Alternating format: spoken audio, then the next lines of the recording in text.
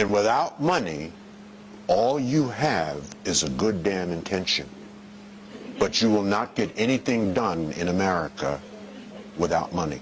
At the end of the day, when we finish pontificating ad nauseum about our issues, somebody's got to write a check. Our Jewish brothers and sisters can write a check. Our Asian brothers and sisters can write a check. Our East Indian brothers and sisters who control the hotel-motel industry in America in the last 30 years without your permission, or Jesse's permission, or Al Sharpton's permission, can write a check. Our Arab brothers and sisters, and I was in Abu Dhabi and Dubai, can write a check. Oh, they can write serious checks. Serious checks. If you've ever been to Abu Dhabi or Dubai, it's stupid money. Just like stupid money. We can't write a check. And therein lies, at the core, in spite of the fact that we're a $1.1 trillion annual economy, that's what we are. If we were a nation, we would be the 16th richest nation in the entire world. But our money goes in one direction away from us, and we're some of America's most conspicuous consumers. We've taken the art of consumption to a whole new level. We do not produce anything that we buy, and we do not sell anything that we purchase. We are the consumption machines of America. And when you're consuming and not producing, at the end of the day, you can't write a check. You cannot finance your own revolution. You cannot use money to assuage the deeper issues within the context of our own community. We must fix this in the 21st century.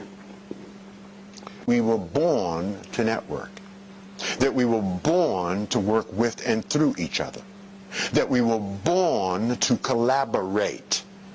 But we have not learned this lesson. Because God has given us everything we need to succeed. We have everything we need to succeed in this great country except each other. Jews have each other. Asians have each other. East Indians have each other. Arabs have each other. We don't have each other. We have every single thing we need except each other. $1.1 trillion annual economy. 16th richest nation in the entire world. You could take the overwhelming majority of countries in sub-Saharan Africa, combine their gross domestic product, and it would not equal the $1.1 trillion that we bring to the table in a single year. We have brain power. We're brilliant people. Most of us have forgotten who they really are, but we are brilliant.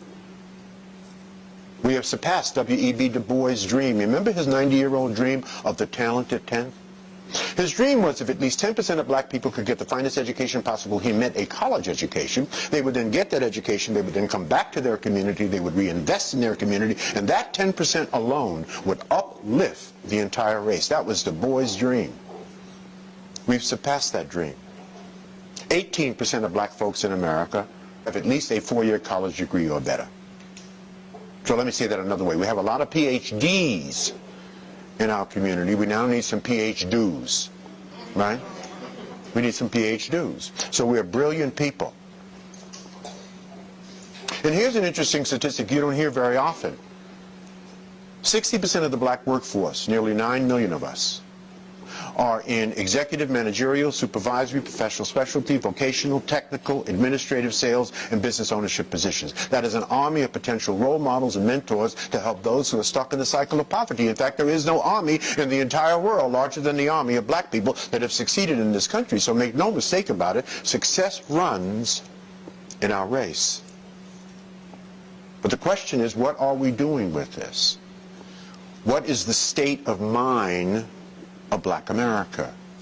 If Dr. King were to come back here today, 50 years after his death, he would be ecstatic that Barack Hussein Obama is president. He predicted it. He predicted there would be a black president within 40 years. But he would be angry with black people about every single thing else. He would just simply look at black people and say, is this what I took a bullet for? Is this what I took? We're at the bottom of every single statistic that matters in America. And we came over here on the Mayflower. For the 35th year in a row, we're at the bottom of the SAT scores. For the 35th year in a row, Asians are now at the top. They have replaced white males and white females. And I don't even want to get into the statistics. You know what the statistics are. And we ought to be ashamed of ourselves. There was an interesting article on the front page of USA Today not long ago. I hope you saw it. It was on the front page below the fold. It was about black people and their money. Baby boomers, my generation. The most read newspaper in the United States, USA Today, about black people and their money. Here's what they said. They said that baby boomers, black baby boomers, will be the first generation of Africans in America to raise another generation of Africans in America that will not do better than them. So in the 400-year history of our people, we are the only generation to raise another generation that will be worse off. So A, we need our asses kicked. B, you can count me out of that. I will not be a part of that equation. And you must not be a part of that equation. We ought to be ashamed of ourselves. We cannot allow that to happen on our watch. It's never happened in the history of Africans in America except for us.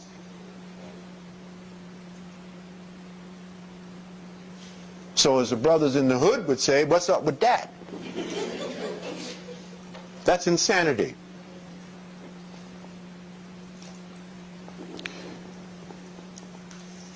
We are a magnificent and beautiful people, but most of us have forgotten who they really are.